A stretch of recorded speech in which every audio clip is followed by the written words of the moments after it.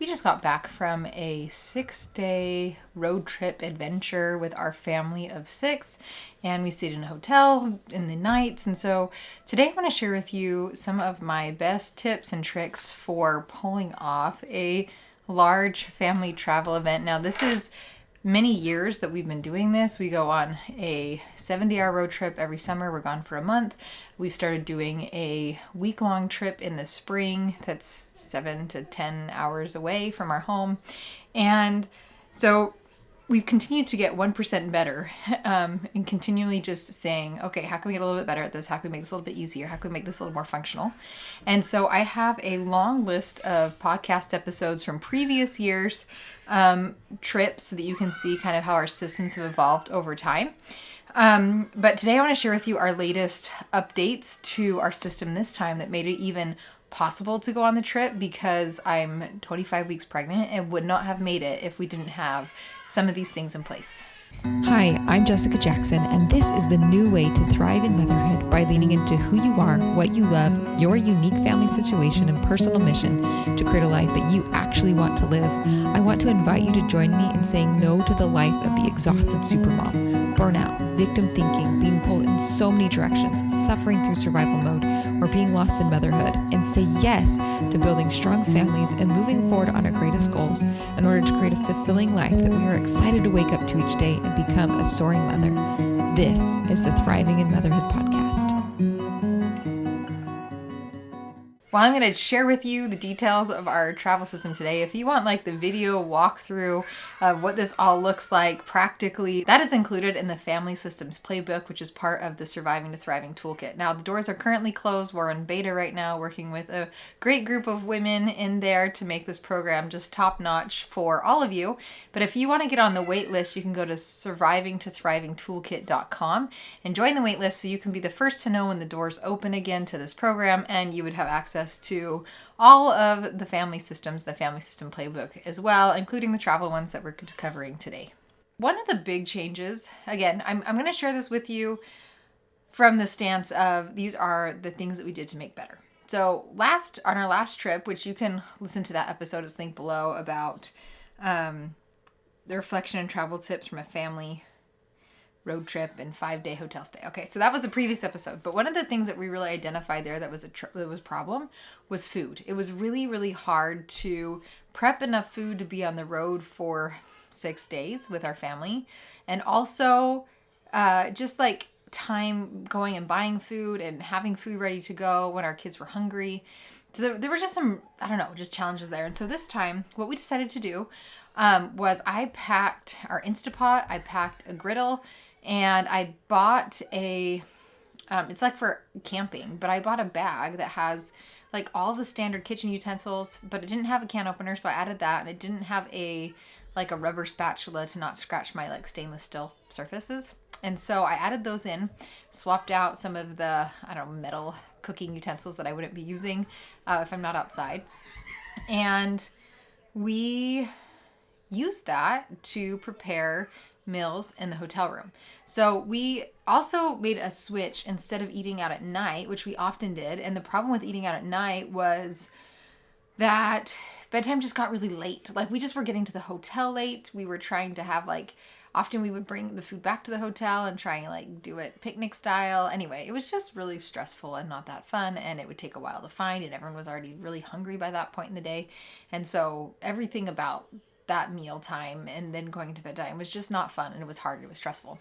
So what we did is we ended up switching to eating out in the middle of the day. So the kids and I would go and eat a big meal out for lunch, and then we'd head back to the hotel in the evening, and we would prepare either like chili in the Instapot, which was easy to do because it's a pantry meal, or we did grilled cheese sandwiches, or we did quesadillas. Like all of those are just really easy to prepare and quick. Use paper towels to wipe out and clean out without having to deep clean our things, because we didn't have a kitchen in the hotel room. So we just had to, be really resourceful and just wipe out as much as we could, kind of like the low water cooking methods that you would use camping. So we kind of did that. And then what was beautiful about that is it allowed us to just be at the hotel. We didn't have to worry about going and finding food. It allowed us to have a better runway into bedtime. We had more of a wind down period. People were able to read their books or color or read stories. Just, I don't know. It just made really smooth evening. So the first few nights we didn't do that, and it was so hard, and we got to bed so late, and everyone was just getting more and more tired, and it was getting, the days were getting harder and harder as everyone continued to get more tired. And when we switched to doing meals at the hotel that we prepared, longer runway to bedtime, giving everyone some wind down time, it still was later than we would go to bed at home, but just so much smoother. So that was kind of the first big switch that we made, was just upgrading our cooking system. So first of all, just again, quick recap of that, I added a travel cooking kit. We also brought, I go into detail about this in previous episodes, but we have a car that runs on our fridge, or we have a fridge that runs with our car, like the power adapter, and it also can just plug into the wall at the hotel room. So we have an actual fridge. I don't think you need that if you're doing just a day trip. Like when we used to travel out to Utah and it was just like one night in a hotel, we would do a cooler with ice, and that worked great. The problem is that when you start doing multiple days, the management of your food just becomes a lot, like constantly trying to find ice to replenish it or make sure that you've got a spot to refreeze ice packs at night, and transferring things from the cooler to the fridge in the hotel and back into the cooler. Like it just felt like a full-time job just trying to keep our food cold. So after our first year doing a 70-hour road trip with just cooler and ice, which was not fun, we bought this fridge, and we've used this fridge so much. It's amazing for our long road trips. It's amazing for being able to pack more food and take it with us in the hotel and have it last for a few days. So highly recommend that if you're someone that's doing more. We also prepped food. So our typical staple when we're on a road trip is to pack a mango salad, which is quinoa and mango and black beans and corn and tomatoes and peppers, pretty much just all together with chips. And so that's something that we eat for lunch on our drives. It's something that's filling, it's hearty, but it's also light enough that you don't feel gross while you're traveling on the road, which we all really appreciate. I bulk cook a bunch of pita bread so we could eat that with hummus. I packed 2 loaves of sourdough sandwich bread so that we could have sandwiches while we were out and about.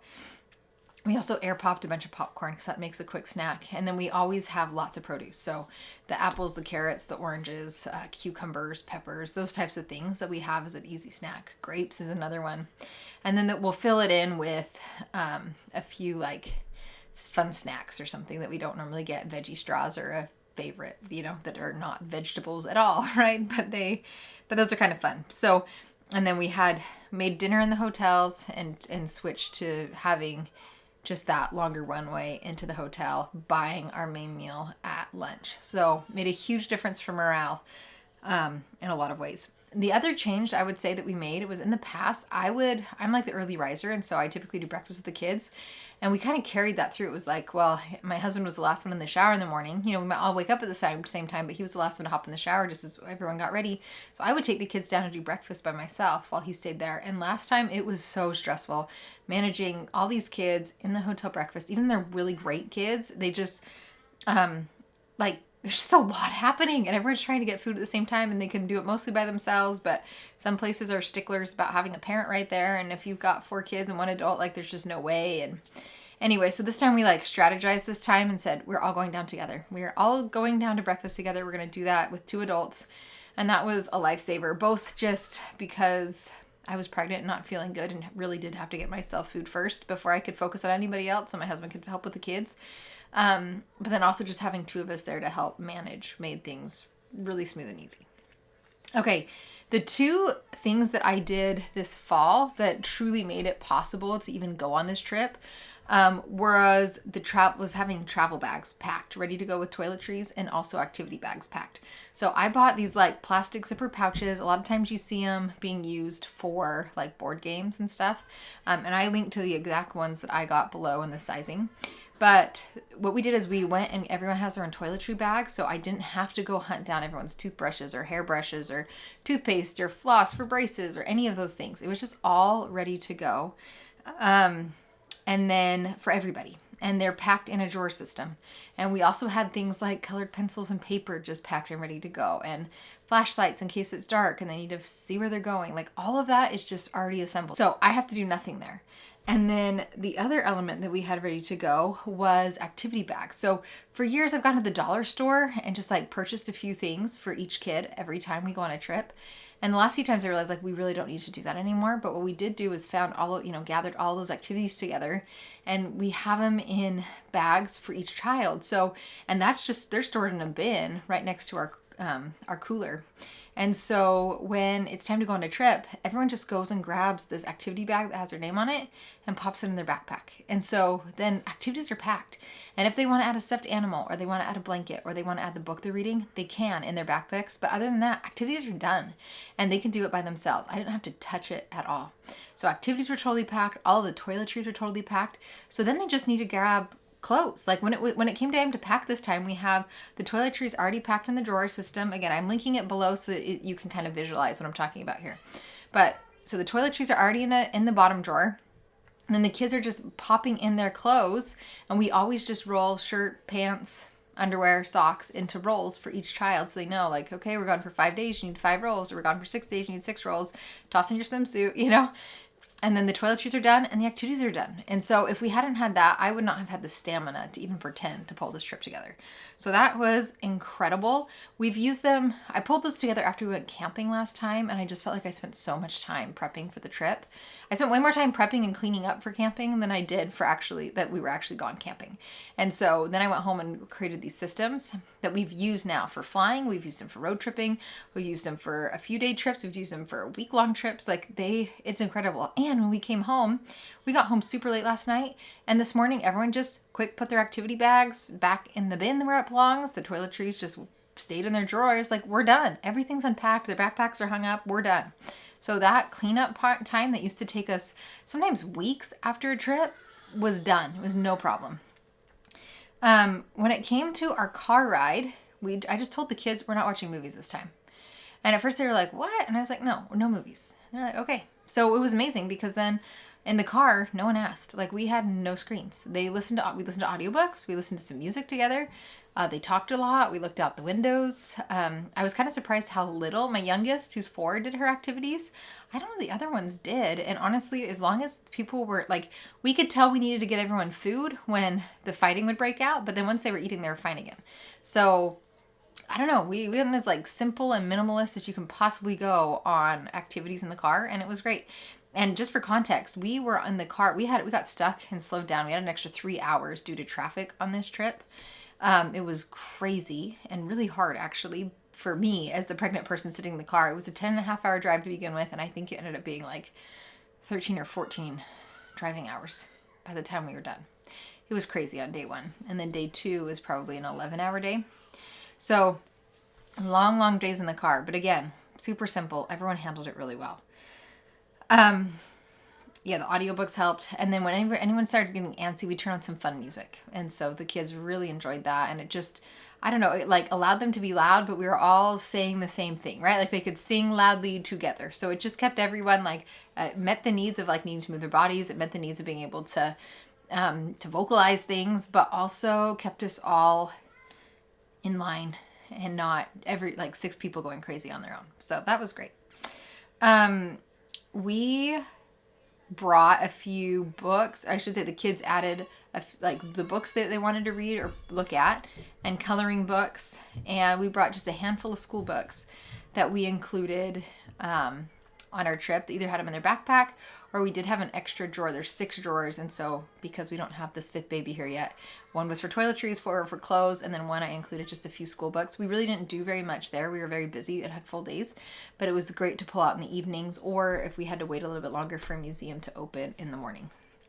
Now we did a really intentionally made sure that there was movement in every single day so the kids would sleep better at night. And also just like with 2 days of road tripping and we had 4 days in between, we really wanted to make sure that movement was a priority. And so we made sure we did a mix of free and paid things. So when the weather we were there with cold, rainy weather. So there wasn't a lot of outdoor options. So what that looked like is we were in St. Louis. So we went to the Free Science Center there. That was awesome.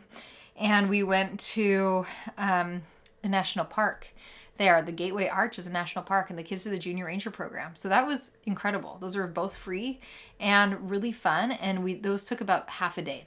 So when we did the free things that took half a day, then the afternoons we would use the pool at the hotel, which was free, and so they would swim in the afternoon. So that was a really good rhythm. It's a little bit exhausting because you've got one bathroom and everyone needs to like shower and get cleaned up. So we kind of had to budget a second, another hour when we finished swimming for the cleaning up process for everybody. And we ran into a little bit of trouble if we didn't have enough of the right food for everybody to like manage. We got a little bit of hangriness happening there. So we could have timed that a little bit better with more food prepped and ready to go after swimming. But that is how we managed like morning museums, had those free activity, and then afternoon to swimming.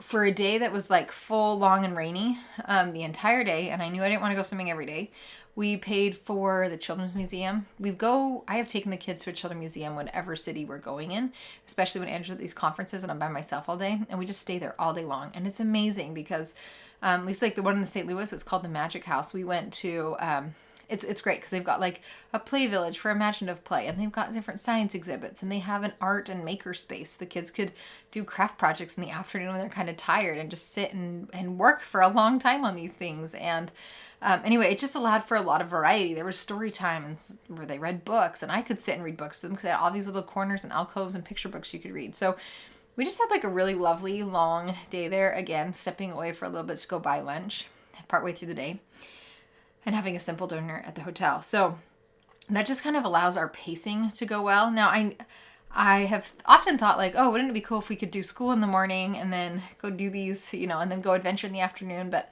I found for us, like, especially on these week-long trips, if it was longer than that, I think that would be beneficial. But on these trips, everything just takes longer. Like breakfast at a hotel takes longer. Like everything just takes longer. And so trying to squeeze in yet another thing of like, well, you have to get your school done first, I feel like would just really stress me out.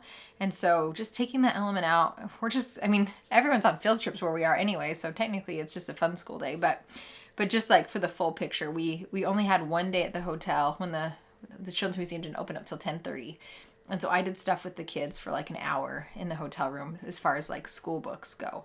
But other than that, we just were out and about and experiencing life, which I absolutely love, because what happens is it's like we go fill up their minds and expose them to tons of things, and they come home and it comes out in their play, it comes into learning, it comes into what books they want to read. It just exposes them to the world, and typically for the next month or two at least, all of their free play is just reliving and re-experiencing and spinning off of all of these ideas they got while we were at these different museums. So we really use it to just pour into our kids, their imaginations, their creativity, their interests, and expand the world for them. Challenging things on this trip. We had kids that were sleep deprived, and because of these long travel days and the kind of some of the craziness that happened, because we did on day 2, after we did that like 14 hour day on the road, we had another 5-hour drive after that so we could go up and see some historical sites a couple hours north of St. Louis.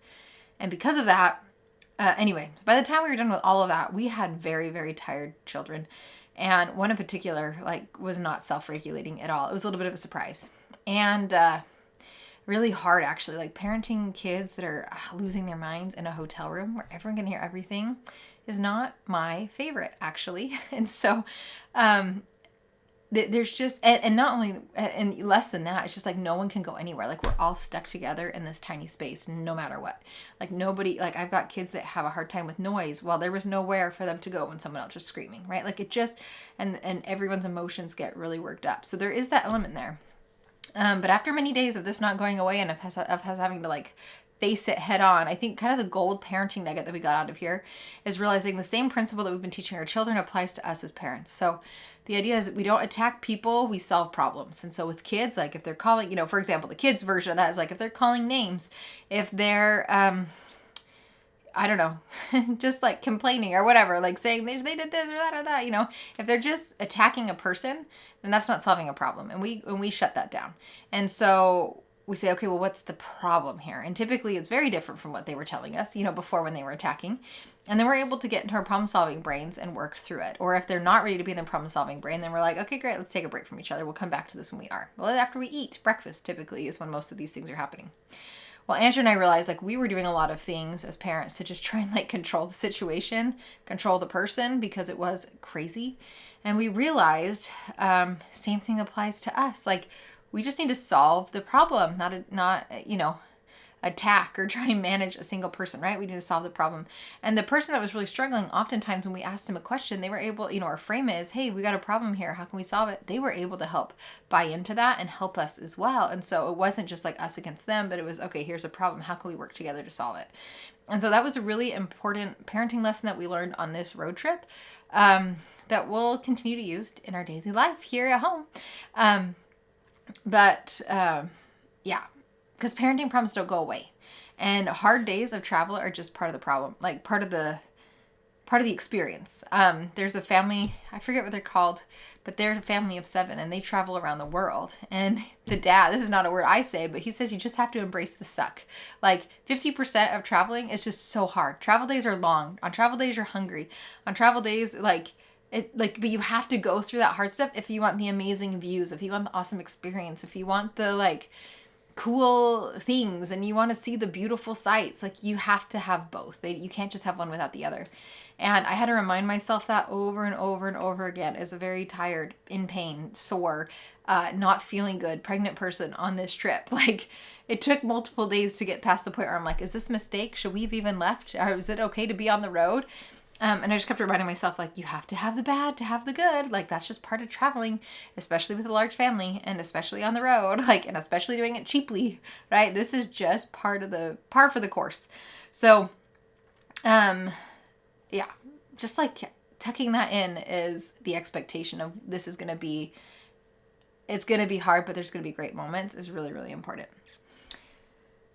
So I think that wraps things up for tips for what we did this time for our road trip and our hotel room. We kept things super simple. We added some systems for cooking, for toiletries, for activities that made it so easy on the road to get out the door and to clean up when we got home, and simplified our evenings when we were out and about. And then, just really intentional with filling our days with a good mix of the free stuff, the paid stuff, and pacing so that kids are getting what they need during the day. I would say one other element is we had no quiet time. There was no alone time. There was no, I did not journal or work or wake up before the kids and get stuff done. In the past, I've always gotten a lot done on trips and I've loved it. It's a perfect time to think. There was no thinking on this trip, nothing like that. It was just a totally different experience. Not necessarily, not bad, but totally different. And so the other thing I had to remind myself of is coming home, literally life paused for a week completely. I did nothing. I did not check emails, nothing.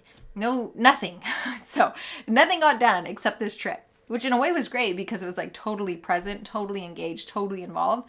And I loved it. But then as we were starting to come home, I was thinking, oh my goodness, there's so much we have to do when we get home in every domain of our life. And I had to remind myself not to let the stress of coming home ruin the amazing trip we just had, because it really was fantastic. And so kind of reminding yourself of that as well, in the headspace of when I come home, it doesn't mean anything about what just happened. I can let that experience be amazing. And we can go through reentry, I'm in reentry, the thick of it right now. And I'm doing the things that you're supposed to do in reentry. I'm using my Thriving in Motherhood planner. I'm writing things down that have to get done today in my day-specific to-dos. I'm writing the things that need to be done this week in my weekly context-based to-dos. And then we're just moving forward at the pace that I can handle and getting things done. So definitely listen to all of those other episodes if you are interested more in what family travel looks like. Each one has lots of different ideas based on what we've learned along the way, because it changes every single time we add and can keep smoothing things out and making it easier and better. So I hope you have a wonderful week, and I will talk to you again next week. Where you are planted, watch the blossoms grow.